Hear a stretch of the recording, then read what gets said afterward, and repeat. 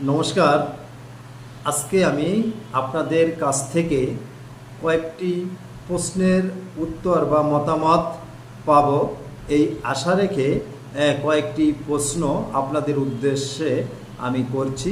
আপনারা মতামত দিলে জানালে আমি উপকৃত হব।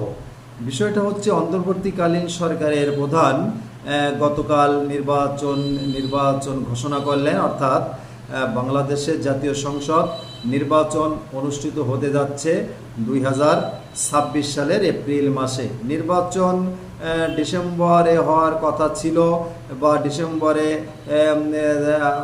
করার জন্য বিভিন্ন দল এবং জনগণ প্রত্যাশা বা আশা ব্যক্ত করেছিল। সেনাপ্রধানও বারবার ডিসেম্বরের ভিতর নির্বাচন দেওয়ার জন্য আশা ব্যক্ত করেছিল, কিন্তু গতকাল আমরা জানতে পারলাম অন্তর্বর্তীকালীন সরকারের প্রধান ডক্টর মোহাম্মদ ইউনূস আগামী 26 সালের এপ্রিলে নির্বাচন হবে বলে আশা ব্যক্ত করেছেন। এখন এই নির্বাচন পিছনোর কতগুলো কারণের মধ্যে অন্যতম একটি কারণ বিচার। আসলে আমি আপনাদের কাছ থেকে জানতে চাই, এই বিচার কাজ কি 1 বছরের ভিতর সমাপ্ত করা সম্ভব? এবং যে সংস্কারের কথা আমরা শুনছি, এই সংস্কারের বিভিন্ন প্রস্তাব বর্তমান সরকার রেখে গেলেন, কিন্তু আগামী যে সরকার আসবেন অর্থাৎ জনগণের ভোটে নির্বাচিত সরকার কি সে সকল প্রস্তাব বাস্তবায়ন করবেন কি করবেন না? আপনাদের মতামত জানাবেন বা করতে পারে আপনাদের মতামত জানাবেন। পাশাপাশি দেশ স্বাধীন হয়েছে প্রায় 54 বছর। এই 54 বছরের ইতিহাসে আমরা অন্তর্বর্তীকালীন সরকার অর্থাৎ বর্তমান সরকার ছাড়া যে সকল সরকার বাংলাদেশে দেশ পরিচালনা করেছে, সামরিক সরকার অথবা বেসামরিক সরকার, সকল সরকারের সাথেই ভারতের একটি ভালো সম্পর্ক ছিল।